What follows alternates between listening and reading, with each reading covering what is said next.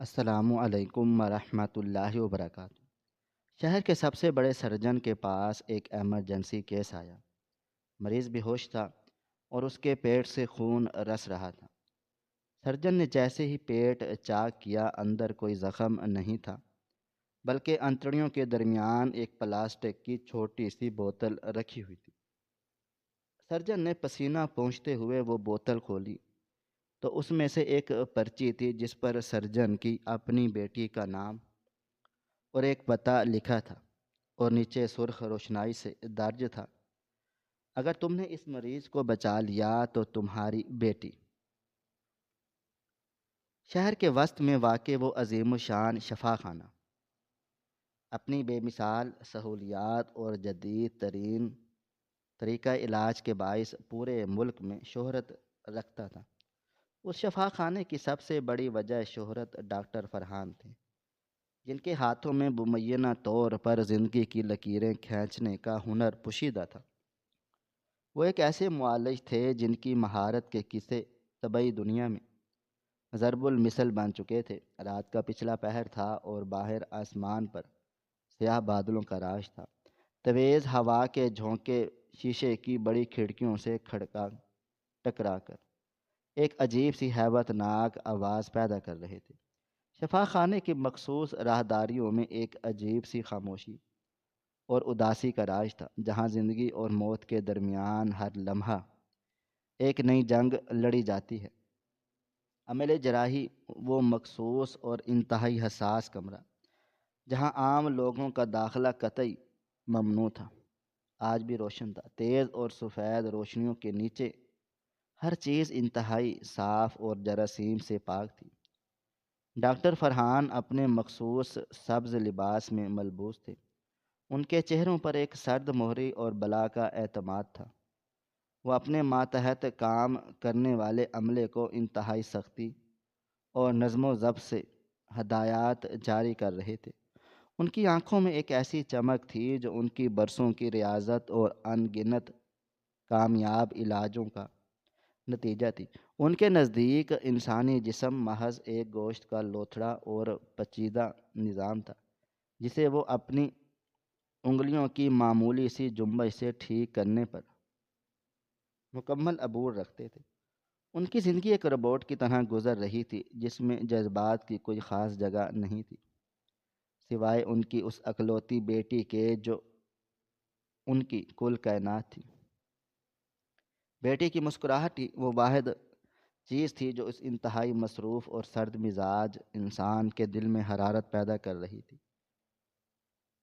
آج کا دن بھی معمول کے مطابق گزر رہا تھا، اور وہ ایک پیچیدہ عمل جراحی سے فارغ ہو کر کچھ دیر آرام کرنے کا ارادہ رکھتے تھے کہ اچانک اس خاموش اور منظم ماحول میں ایک زبردست ہنگامہ برپا ہوا۔ شفا خانے کے بیرونی دروازے سے ایک پہیوں والا بستر نہایت تیزی سے اندر لایا گیا، جس کے گرد موجود طبی عملے کے چہروں پر شدید خوف اور گھبراہٹ کے آثار نمایاں تھے۔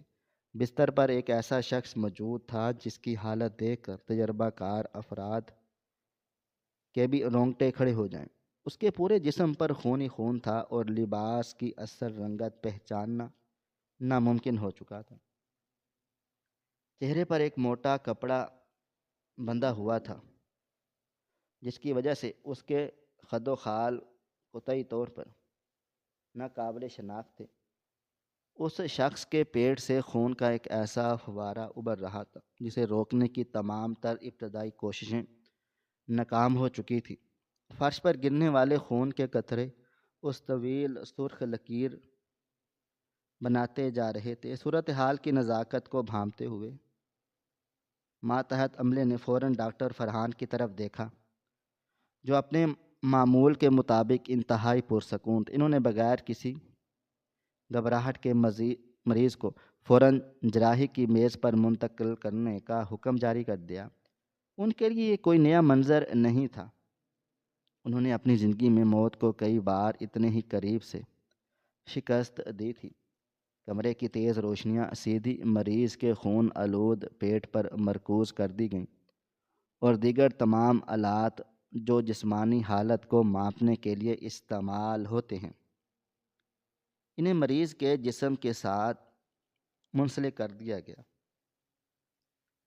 دل کی دھڑکن اور خون کے دباؤ کو ظاہر کرنے والے آلات پر نمودار ہونے والے ہندسے اس بات کی گواہی دے رہے تھے کہ اس نامعلوم شخص کی زندگی کے محض چند لمحات باقی ہیں۔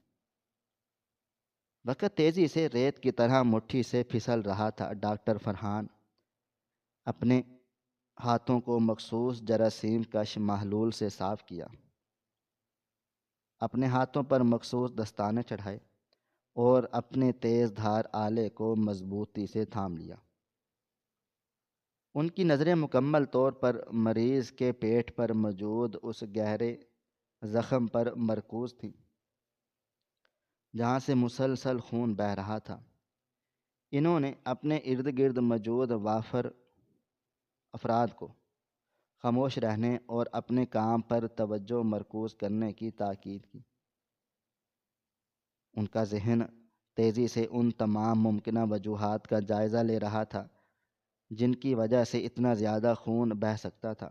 انہوں نے انتہائی مہارت سے زخم کے کناروں کو کاٹنا شروع کر دیا تاکہ اندرونی اعضاء تک رسائی حاصل کی جا سکے اور اس شریان کو روکا جا سکے جو پھٹ چکی تھی۔ کمرے میں موجود ہر شخص کی سانسیں رکی تھیں اور صرف آلات سے نکلنے والی مخصوص اور متواتر آوازیں اس خاموشی کو توڑ رہی تھیں۔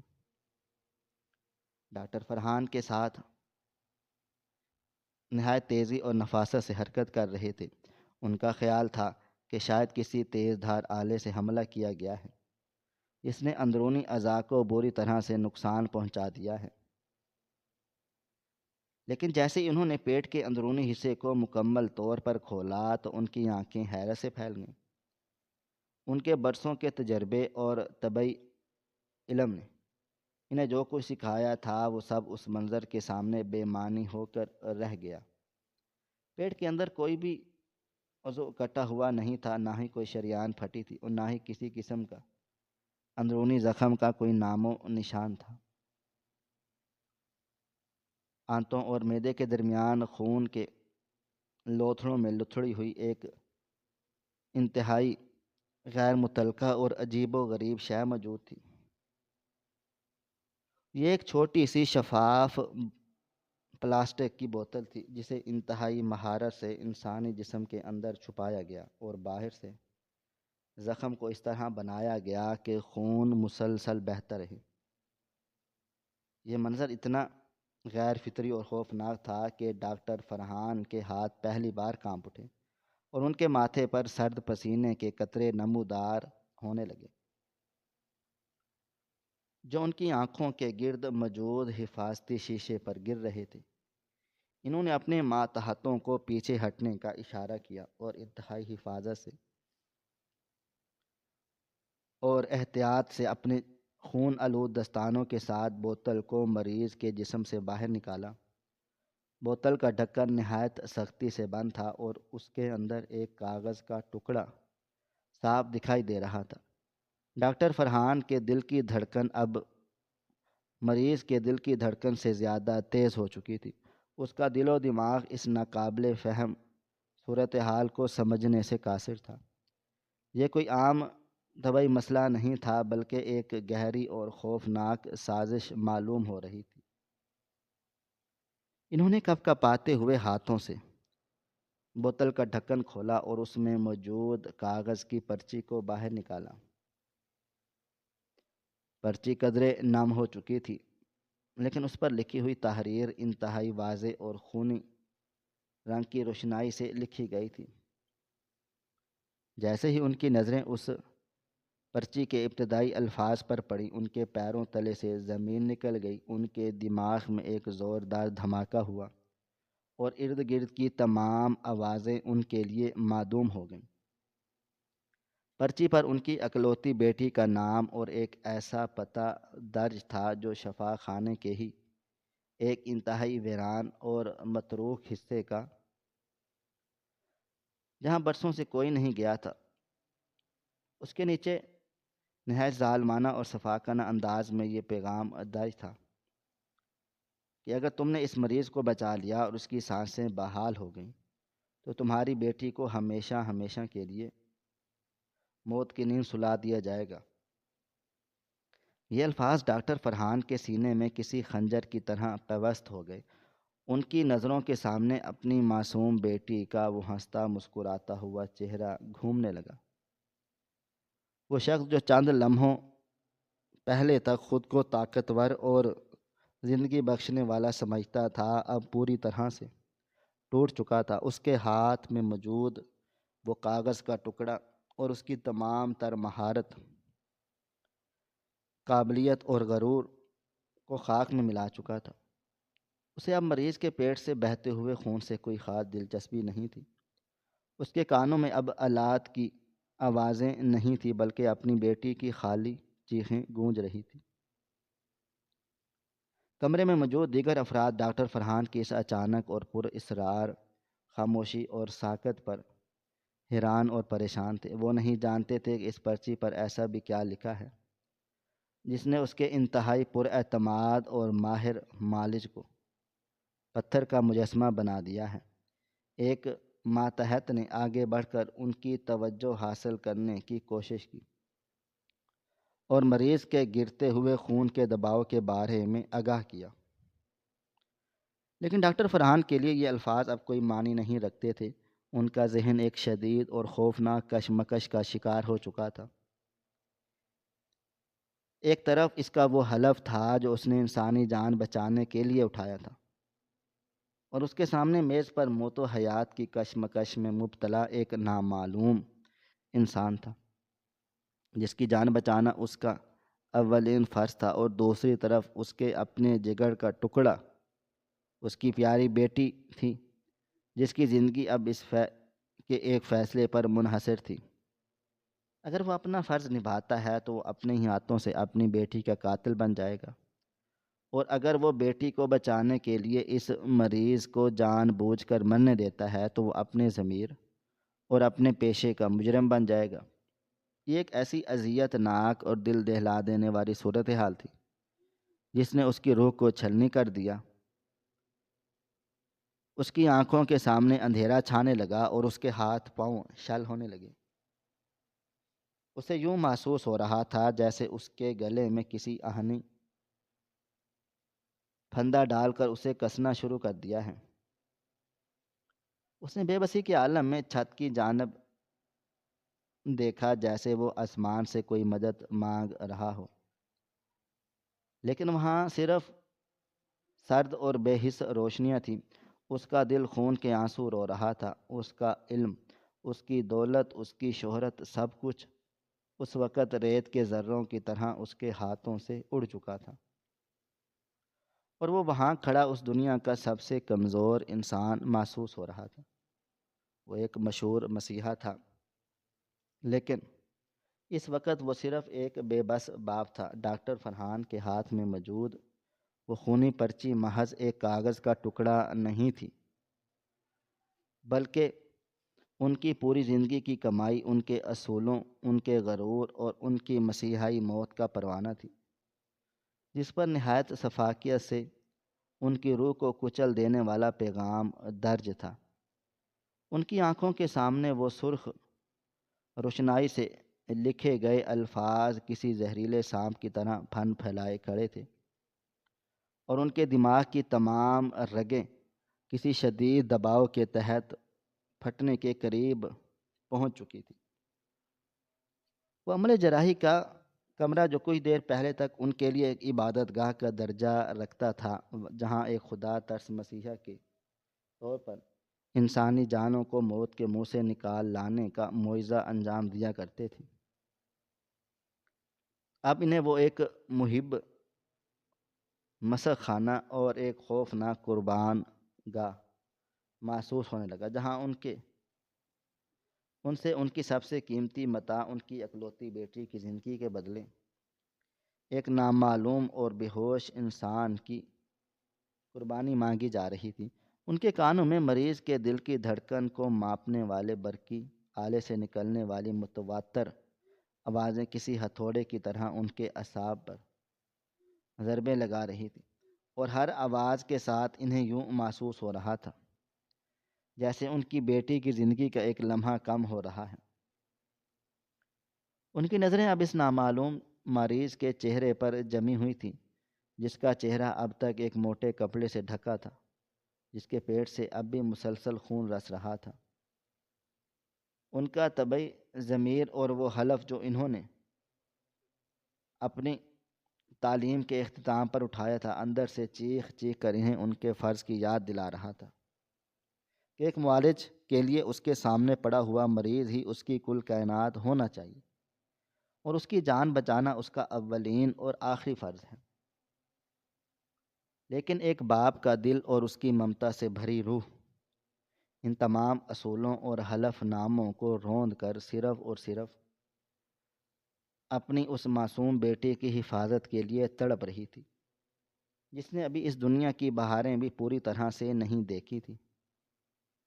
اس کے ذہن کے پردے پر اپنی بیٹی کے بچپن کی وہ تمام یادیں ایک طویل فلم کی طرح چلنے لگیں، اور اس کا پہلا قدم اٹھانا، اس کی توتلی زبان میں انہیں پکارنا، اس کے معصوم کہکہے اور وہ بے پناہ اعتماد جو اس کی آنکھوں میں اپنے باپ کے لیے ہمیشہ جھلکتا تھا، وہ کیسے اپنی اس معصوم جان کو کسی درندے کے رحم و کرم پر چھوڑ سکتے تھے، جس نے اتنی شفافیت سے یہ پوری بساط بچھائی تھی۔ لیکن دوسری جانب میز پر پڑا وہ انسان بھی کسی کا بیٹا، کسی کا بھائی، کسی کا باپ ہو سکتا تھا، جس کی سانسیں اب ڈاکٹر فرحان کی انگلیوں کی جنبش کی محتاج تھی۔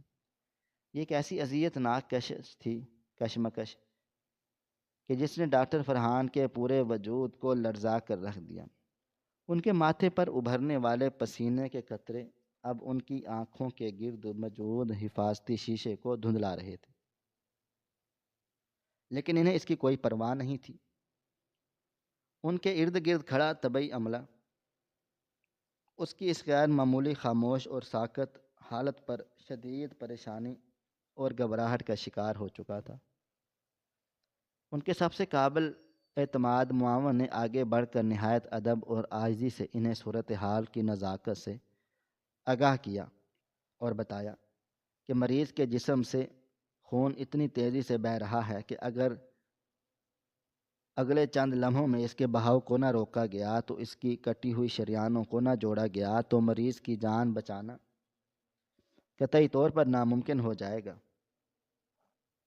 معاون کی یہ آواز ڈاکٹر فرحان کو ایک گہری کھائی سے واپس حقیقت کی دنیا میں کھینچ۔ انہوں نے جھٹکے سے اپنا سر ہلایا اور اپنے حواس کو مجتمع کرنے کی ناکام کوشش کی۔ ان کا ذہن تیزی سے متبادل راستے تلاش کر رہا تھا۔ وہ سوچ رہے تھے کہ کیا وہ کس طرح باہر پولیس کو اطلاع کر سکتے ہیں، یا اپنے کسی ساتھی کو کوئی خفیہ اشارہ دے سکتے ہیں۔ لیکن پھر ان کی نظر اس شفاف پلاسٹک کی بوتل پر پڑی، جسے انتہائی مہارت اور شفافیت سے مریض کے پیٹ کے رکھا گیا۔ یہ کوئی عام مجرمانہ کارروائی نہیں تھی، بلکہ یہ ایسے کسی شخص کا کام تھا جو ان کے ہر عمل سے واقف کار تھا، اور شاید وہ اسی کمرے میں نصب کسی خفیہ کیمرے کے ذریعے یا کسی اور طریقے سے ان کی ایک ایک حرکت پر نظر رکھے ہوئے تھا۔ اگر انہوں نے ذرا سی بھی ہوشیاری دکھانے کی کوشش کی تو شاید ان کی بیٹی کی جان کا سودا اسی وقت ہو جائے گا۔ یہ خیال آتے ہی ان کے جسم میں خوف کی ایک لہر دوڑ گئی۔ انہوں نے اپنے ہونٹوں کو سختی سے بھینچ لیا۔ انہیں اندازہ ہو گیا کہ وہ ایک ایسے اندھے کنویں میں گر چکے ہیں جہاں سے نکلنے کا کوئی راستہ نہیں ہے، اور انہیں اب دو میں سے ایک انتہائی تکلیف دہ اور بھیانک راستے کا انتخاب کرنا ہی ہوگا۔ یا تو وہ ایک عظیم معالج بن کر اپنی بیٹی کا جنازہ اٹھائیں، یا پھر ایک مجبور باپ بن کر اپنے ضمیر اور اپنے پیشے کا خون کر دیں، اور ایک انسان کی موت کا بوجھ تاحیات اپنی روح پر اٹھائے پھریں۔ کمرے کی فضا میں تناؤ اس حد تک بڑھ چکا تھا کہ سانس لینا بھی دشوار معلوم ہو رہا تھا۔ طبی عملہ ان کے حکم کا منتظر تھا اور ہر گزرتا سیکنڈ ایک صدی کے برابر لگ رہا تھا۔ ڈاکٹر فرحان نے اپنے کانپتے ہوئے ہاتھوں سے ایک بار پھر اس خون آلود تیز دھار نشتر کو تھام لیا۔ ان کی آنکھوں میں ایک ایسی وحشت اور بے بسی تھی جو اس سے پہلے کبھی کسی نے نہیں دیکھی تھی۔ انہوں نے اپنے عملے کو نہایت دھیمی اور بھاری آواز میں ہدایت کی کہ وہ مریض کے جسم میں داخل کی جانے والی حیات بخش گیس کی مقدار کو کم کر دیں اور خون روکنے والی ادویات کی فراہمی کو بھی عارضی طور پر روک دیں۔ یہ سن کر پورا عملہ حیرت اور صدمے سے منجمد ہو گیا۔ ان کے لیے یہ احکامات طبی اصولوں کے بالکل منافی اور ناقابل فہم تھے۔ ان کے سب سے پرانے معالج نے ہمت کر کے اس فیصلے کی مخالفت کی اور کہا کہ ایسا کرنے سے مریض کے دل کی دھڑکن مکمل طور پر بند ہو سکتی ہے اور اس کے دل و دماغ کو شدید نقصان پہنچ سکتا ہے۔ لیکن ڈاکٹر فرحان نے انتہائی غضبناک اور خونخوار نظروں سے اسے گھورا اور ایک ایسا جواز پیش کیا جو سراسر جھوٹ اور دھوکہ تھا۔ انہوں نے کہا کہ مریض کے جسم میں خون کا دباؤ اس قدر غیر متوازن ہو چکا ہے کہ ادویات کا دباؤ کا مزید استعمال اس کے دل کو براہ راست صدمہ پہنچا سکتا ہے اور انہیں صورتحال کو معمول پر لانے کے لیے چند لمحے درکار ہیں۔ ان کی اس بات میں کوئی منطق نہیں تھی، لیکن وہ اس شفا خانے کے سب سے بڑے اور قابل احترام معالج تھے، اس لیے کسی میں اتنی جرأت نہیں تھی کہ وہ ان کے احکامات سے سرتابی کر سکیں۔ عملے نے بوجھل دل اور کانپتے ہاتھوں کے ساتھ ان کی ہدایات پر عمل کرنا شروع کر دیا۔ حیات بخش گیس کی مقدار کم ہوتے ہی مریضوں کے جسم میں ایک جھٹکا پیدا ہوا اور اس کے دل کی دھڑکن کو ظاہر کرنے والے برقی پردے پر لکیریں تیزی سے بے ترتیب ہونے لگیں۔ ڈاکٹر فرحان وہیں کھڑے پتھرائی ہوئی آنکھوں سے یہ سب کچھ دیکھ رہے تھے۔ ان کا اپنا دل اس مریض کے دل کے ساتھ ڈوب رہا تھا۔ وہ ایک ایسا گناہ کر رہے تھے جس کی کوئی معافی اور کوئی کفارہ نہیں تھا۔ انہوں نے اپنی پوری زندگی لوگوں کو موت کے منہ سے چھیننے میں گزاری تھی اور آج وہ خود اپنے ہی ہاتھوں، اپنے علم اور اپنی ہی مہارت کو ایک انسان کے قتل کے ذریعے استعمال کر رہے تھے۔ ان کی روح چھلنی ہو رہی تھی اور ان کا ضمیر انہیں ہزاروں گالیاں دے رہا تھا، لیکن ان کی آنکھوں کے سامنے مسلسل ان کی بیٹی کا مسکراتا ہوا چہرہ تھا جسے بچانے کے لیے وہ اس حد تک گر چکے تھے۔ انہوں نے اپنے ہاتھوں کو مضبوطی سے میز کے کناروں پر جما لیا تاکہ ان کے جسم کا لرزہ کسی پر ظاہر نہ ہو۔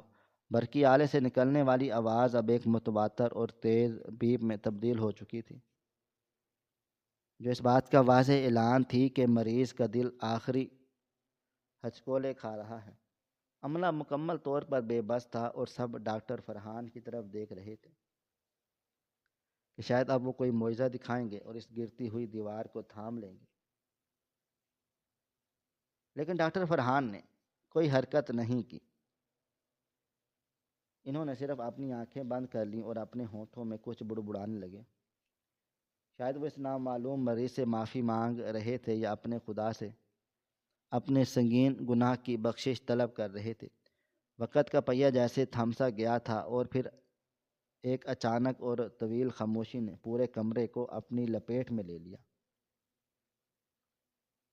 برقی پردے پر چلنے والی لکیر بالکل سیدھی ہو گئی اور ایک مسلسل اور دل خراش آواز کمرے میں گونجنے لگی، جو اس بات کی حتمی تصدیق تھی کہ میز پر موجود انسان اب اس دنیا سے رخصت ہو چکا ہے۔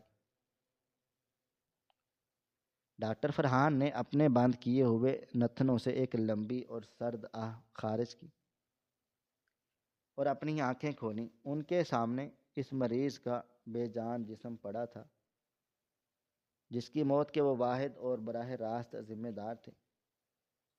انہوں نے اپنے ہاتھوں میں پکڑا ہوا خون آلود نشتر نہایت بے دردی سے فرش پر پھینک دیا۔ جس کے گرنے کی تیز آواز نے اس طویل خاموشی کو توڑ دیا۔ ان کے چہرے پر اب کوئی جذبہ، کوئی احساس اور کوئی قرب نہیں تھا۔ وہ بالکل سپاٹ اور بے حس ہو چکے تھے، جیسے ان کے اندر کا انسان اسی مریض کے ساتھ موت کی وادی میں اتر چکا تھا۔ انہوں نے اپنے خون میں لتھڑے ہوئے دستانے اتارے اور انہیں بھی فرش پر پھینک دیا۔ کمرے میں موجود تمام افراد سکتے کے عالم تھے۔ ان کی سمجھ میں کچھ بھی نہیں آ رہا تھا، سمجھ نہیں کہ اتنے بڑے ماہر جراح کے ہاتھوں سے اتنا بڑا سانحہ کیسے رونما ہو گیا ہے۔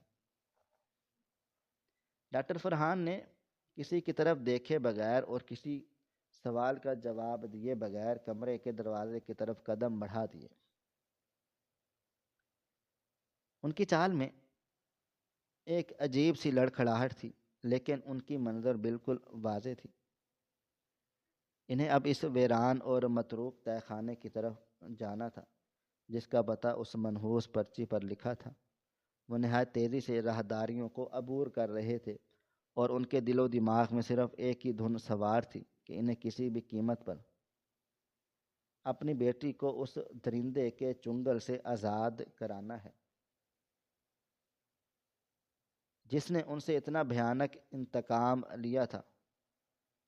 وہ سیڑھیاں اترتے ہوئے اندھیرے اور سیل زدہ تہہ خانے کی طرف بڑھ گئے، جہاں گھپ اندھیرا اور پر اسرار خاموشی ان کا استقبال کرنے کے لیے تیار تھی۔ اب ان کے دل کی دھڑکن ایک بار پھر سے تیز ہو چکی تھی اور ہر قدم کے ساتھ ان کے اندر کا خوف بڑھتا چلا جا رہا تھا کہ کہیں انہوں نے اپنا سب کچھ لٹا کر بھی اپنی بیٹی کو ہمیشہ ہمیشہ کے لیے تو نہیں کھو دیا۔ ان کا دماغ اب بھی اس سوال کا جواب تلاش کرنے کے لیے میں ناکام تھا کہ وہ مریض کون تھا اور اس نے یہ سب کیوں کیا، اور کیا اس تہہ خانے میں انہیں اپنی بیٹی زندہ ملے گی یا پھر ان کی زندگی کا سب سے بھیانک اور ناقابل برداشت صدمہ ان کا منتظر ہے۔ وہ اندھیرے میں ٹٹولتے ہوئے اس دروازے کے قریب پہنچ چکے جس کے پیچھے ان کی تقدیر کا حتمی فیصلہ لکھا تھا، اور ان کی سانسیں ان کے گلے میں اٹک چکی تھیں اور وہ اپنے کانپتے ہاتھوں سے اس پرانے اور زنگ آلود دروازے کے ہینڈل کو پکڑ کر اسے کھولنے کی تیاری کر رہے تھے۔ ان کا پورا وجود اس آنے والے طوفان کے لیے خود کو تیار کر رہا تھا جس کا راز اب بس چند ہی لمحوں میں فاش ہونے والا تھا، اور ان کی دنیا ہمیشہ ہمیشہ کے لیے بدلنے والی تھی۔ ان کے ذہن میں ہزاروں خدشات سانپوں کی طرح رینگ رہے تھے، اور ان کی آنکھوں میں ایک ایسی ویرانی چھا چکی تھی جو شاید کبھی ختم ہونے والی نہیں تھی، اور وہ دروازہ بس کھلنے ہی والا تھا کہ اس کے پیچھے چھپا ہوا پر اسرار اور خوفناک سچ ان کے سامنے آنے کے لیے بے چین۔ ڈاکٹر فرحان کے کانپتے ہوئے ہاتھ جب اس پرانے اور مہیب لوہے کے بھاری بھرکم دروازے کے ہینڈل پر جمے تو انہیں یوں محسوس ہوا جیسے وہ اپنی زندگی کے اس بھیانک اور تاریک باب کے آخری صفحے کو کھولنے جا رہے ہیں جہاں ان کی تقدیر کا حتمی فیصلہ درج ہے۔ اس تہہ خانے کی سیڑھیاں اترتے ہوئے انہیں ہر قدم پر یوں محسوس ہو رہا تھا جیسے وہ کسی گہری اور اندھی کھائی میں اتر رہے ہوں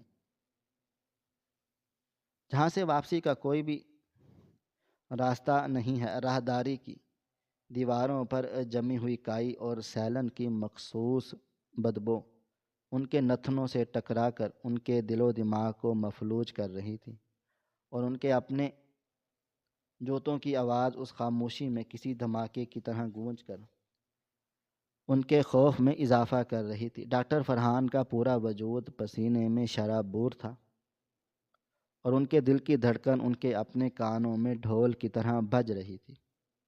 انہوں نے اپنی پوری جسمانی اور ذہنی قوت کو یکجا کیا اور ایک بھرپور جھٹکے سے اس قدیم دروازے کو دھکیلا جو ایک طویل اور دل خراش چڑچڑاہٹ کے ساتھ کھلتا چلا گیا، جیسے کوئی صدیوں پرانا بھید فاش ہونے والا ہو۔ کمرے کے اندر کا منظر انتہائی پر اسرار تھا، جہاں چاروں طرف گہرا اندھیرا تھا،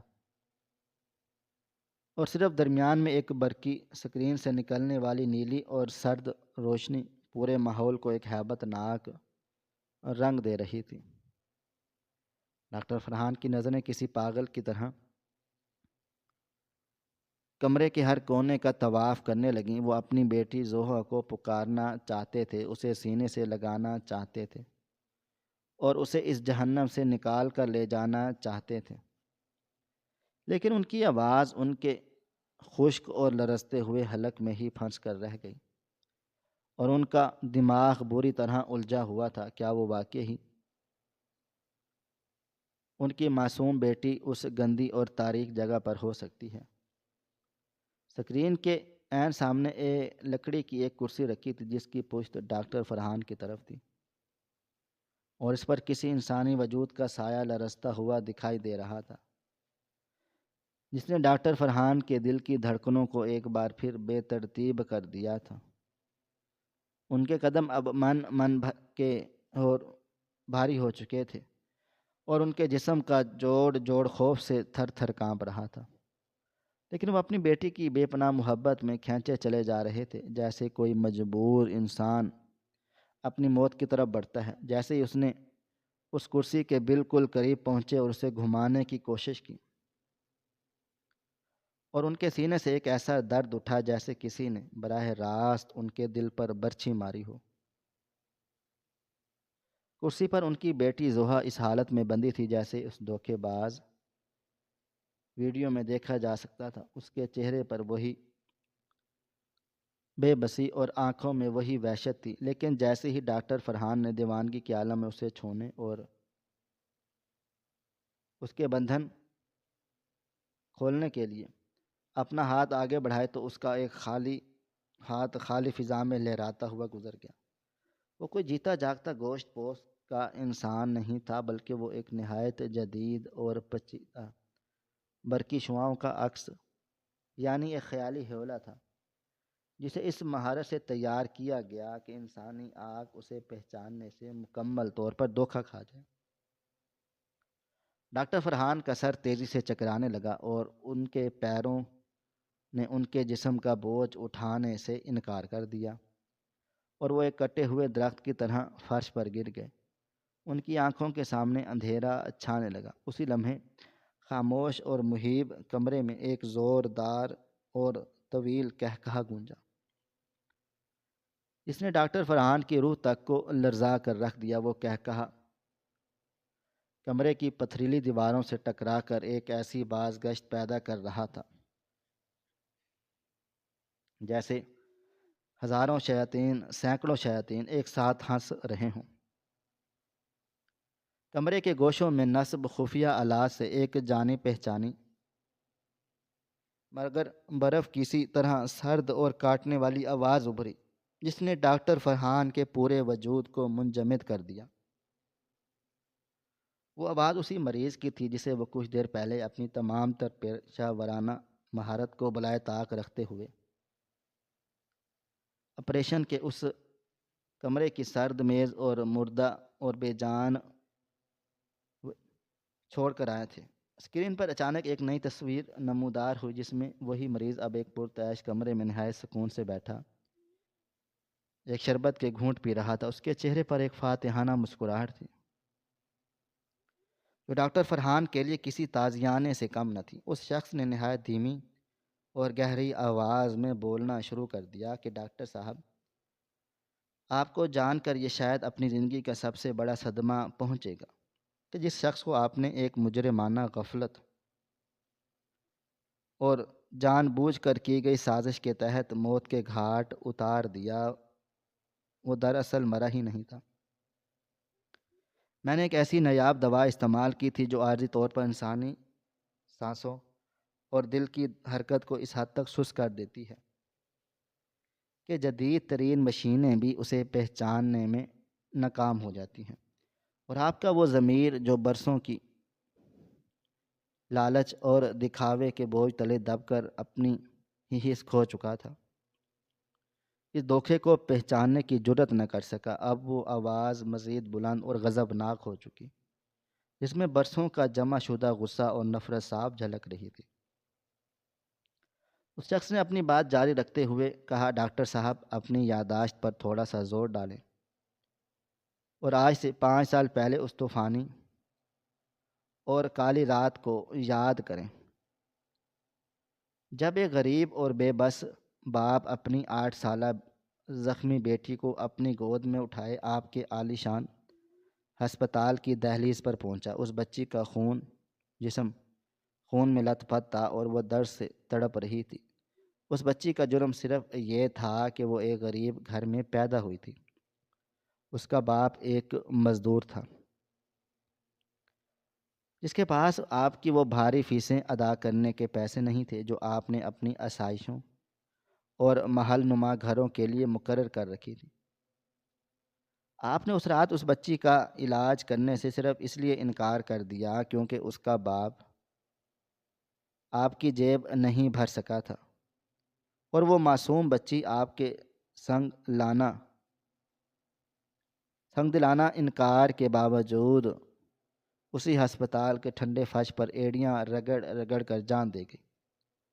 میں وہی بدقسمت اور لٹا ہوا باپ ہوں جس نے اس رات اپنی بیٹی کی لاش اٹھاتے ہوئے یہ عہد کر لیا تھا کہ میں آپ کو اس وقت تک نہیں ماروں گا جب تک میں آپ کے اندر اس نام نہاد مسیحا کو پوری دنیا کے سامنے ننگا کر دوں، جس کا جھوٹا لبادہ اوڑھ کر آپ معصوم لوگوں کی زندگیوں سے کھیلتے ہیں۔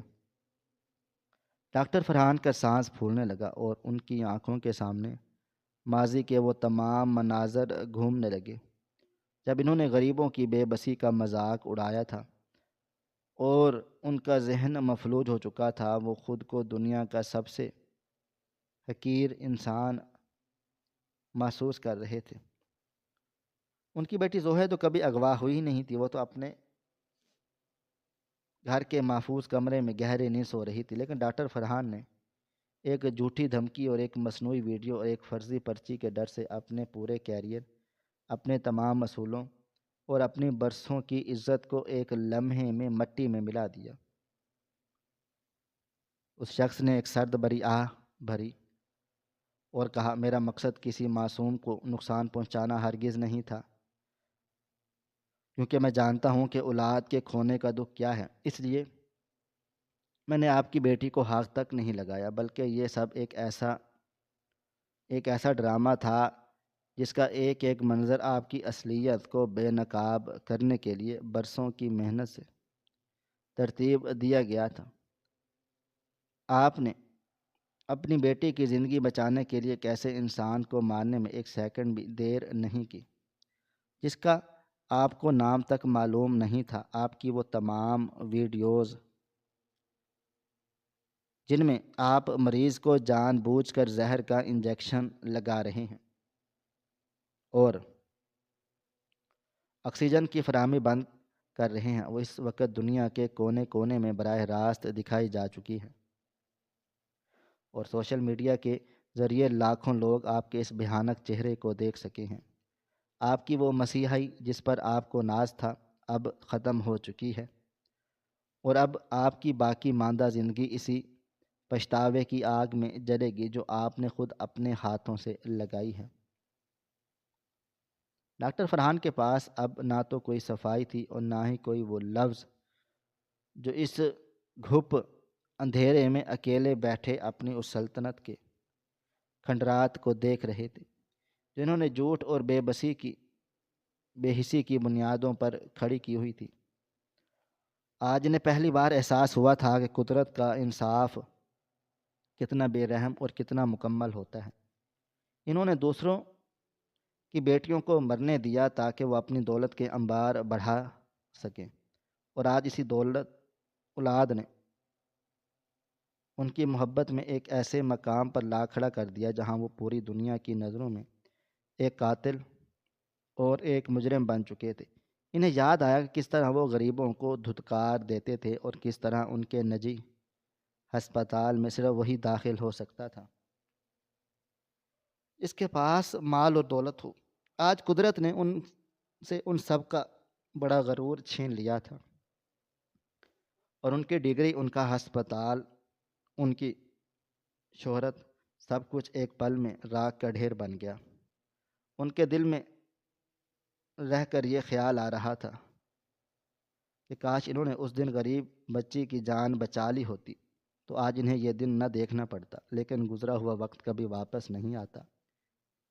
یہ کہانی صرف ایک ڈاکٹر کی نہیں ہے، بلکہ ہر اس انسان کی ہے جو اپنے عہدے اور طاقت کے نشے میں انسانیت کی تذلیل کرتا ہے اور بھول جاتا ہے کہ اللہ تعالیٰ کی ذات سب کچھ دیکھ رہی ہے، اور جب اس کا فیصلہ آتا ہے تو پھر نہ کوئی سفارش کام آتی ہے اور نہ ہی کوئی مہارت بچا سکتی ہے۔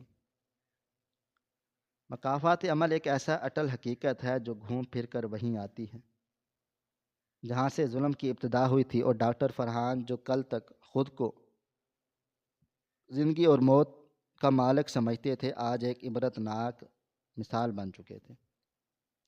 ان کی آنکھوں کے آنسو اب ان کی گناہوں کو نہیں دھو سکتے تھے، کیونکہ وہ وقت ہاتھ سے نکل چکا تھا جب وہ ایک سچے انسان بن کر کسی کی جان بچا سکتے تھے۔ اب ان کے مقدر میں صرف رسوائی، تنہائی اور وہ ذہنی اذیت تھی جو انہیں مرتے دم تک تڑپاتی رہے گی۔ پولیس کے سائرن اب قریب سے قریب تر ہو رہے تھے، اور ڈاکٹر فرحان اسی زمین پر ڈھیر پڑے ہوئے تھے جہاں ان کا ضمیر، ان کا پیشہ اور ان کی زندگی سب کچھ دفن ہو چکا تھا۔